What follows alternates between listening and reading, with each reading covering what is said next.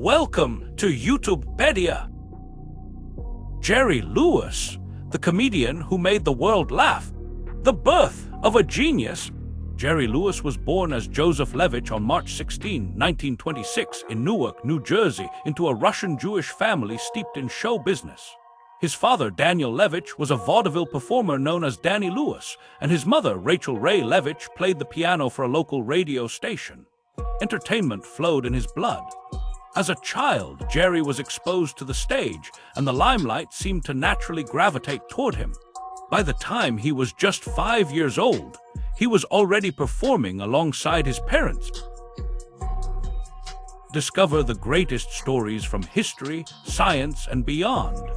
If you're curious about the world, subscribe now and join our journey through knowledge.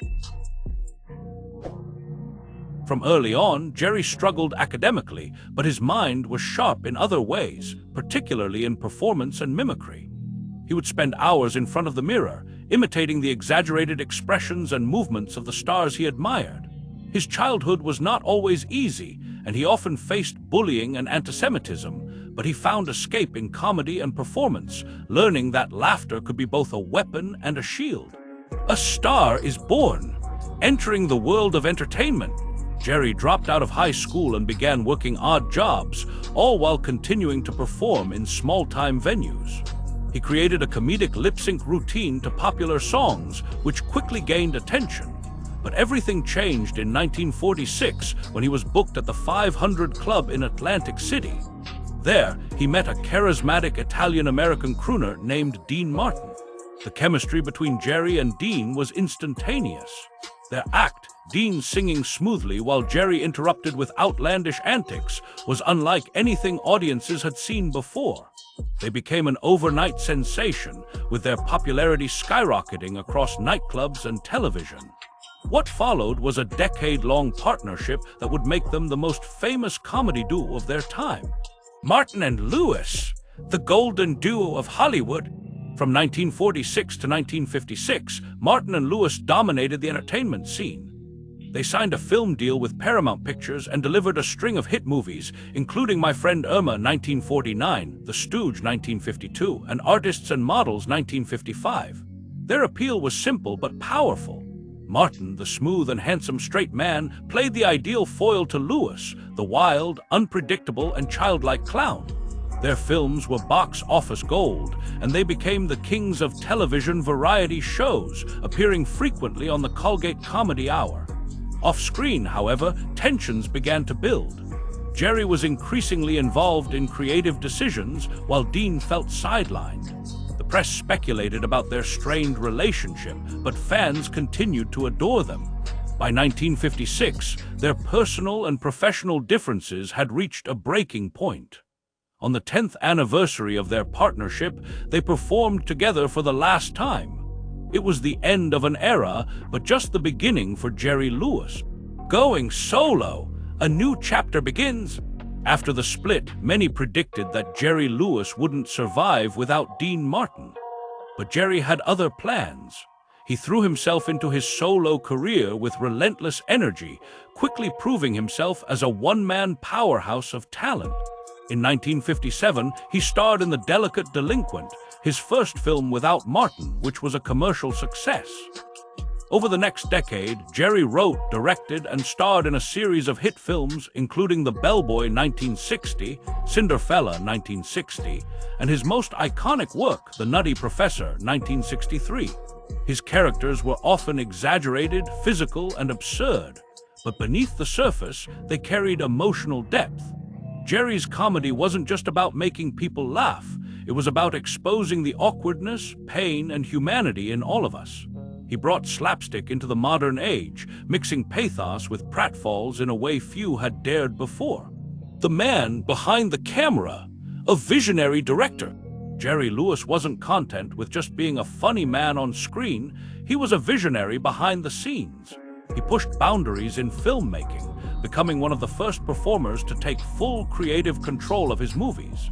He pioneered the use of video assist, a technology that allowed directors to see a playback of the scene immediately after filming.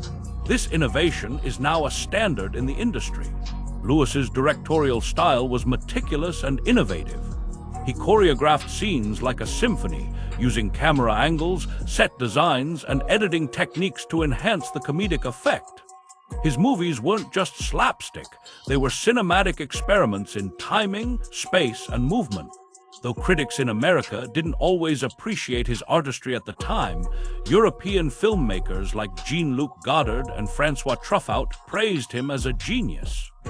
In France, he was often referred to as Le Roi du Comique, the king of comedy, the hidden sorrows of a clown. Behind the laughter and wild expressions, Jerry Lewis carried a silent burden. Like many comedians, his personal life was marked by struggles and emotional pain. Despite his fame and fortune, Jerry often battled feelings of loneliness and depression. He suffered from chronic back pain due to a fall during a performance in the early 1960s, which led to an addiction to painkillers. This physical torment haunted him for decades, affecting not only his health, but also his emotional well-being. Lewis once admitted in an interview that making others laugh became a way to cope with his inner darkness. He used comedy not just as a craft, but as a shield to hide his vulnerability. The contrast between his on-screen persona and his real-life challenges added a layer of tragic depth to his character.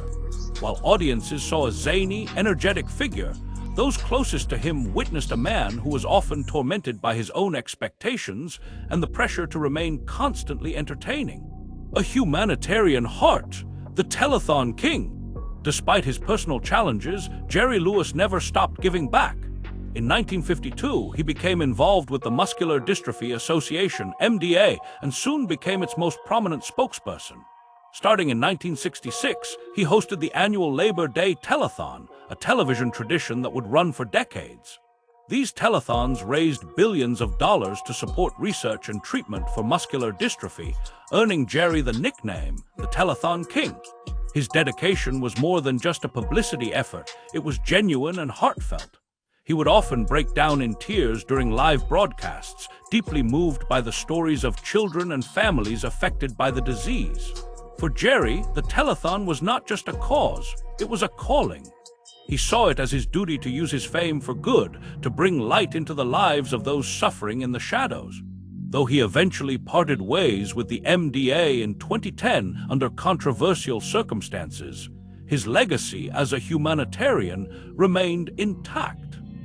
His tireless advocacy helped shine a national spotlight on a previously underrepresented group, and many credited him with revolutionizing celebrity-driven philanthropy. Controversies and criticisms, the darker side. Like any public figure, Jerry Lewis was not without controversy.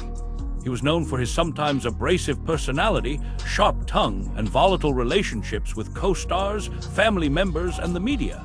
His views on women in comedy, often seen as outdated and sexist, sparked backlash in later years.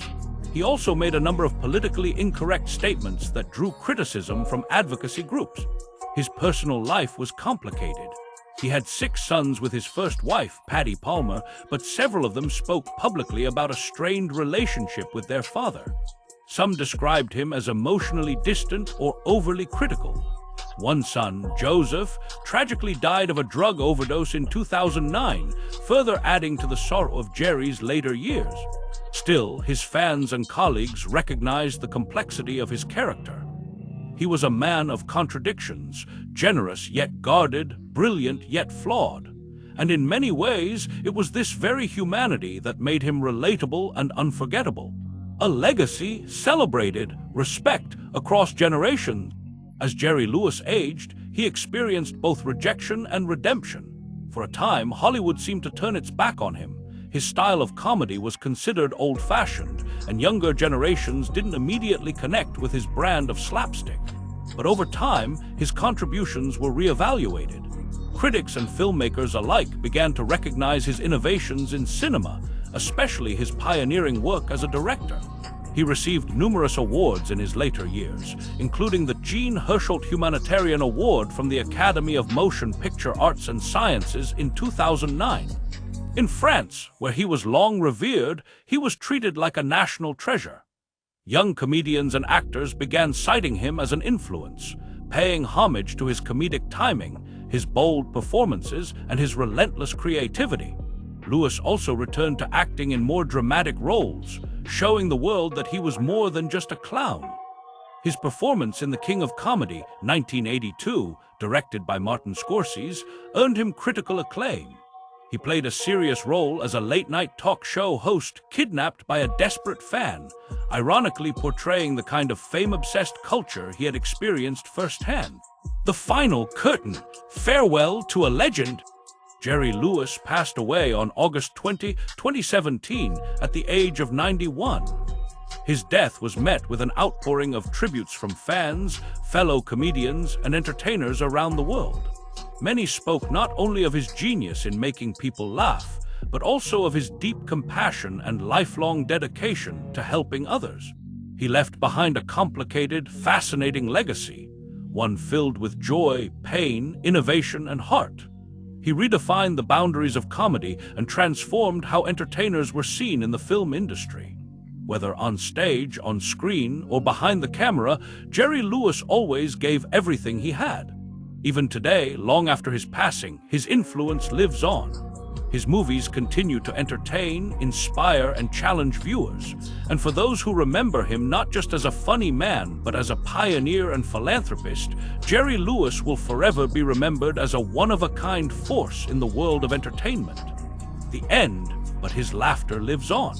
If you enjoyed this deep dive into the life of Jerry Lewis and want more stories about legends who changed the world with their talent and heart, don't forget to like the video. It really helps us keep going. Comment below. We'd love to hear your thoughts, memories, or favorite Jerry Lewis moments. And of course, subscribe to YouTube Pedia and hit the bell icon so you never miss our next video filled with history, mystery, and inspiration. Thanks for watching, and as Jerry Lewis would say, keep laughing.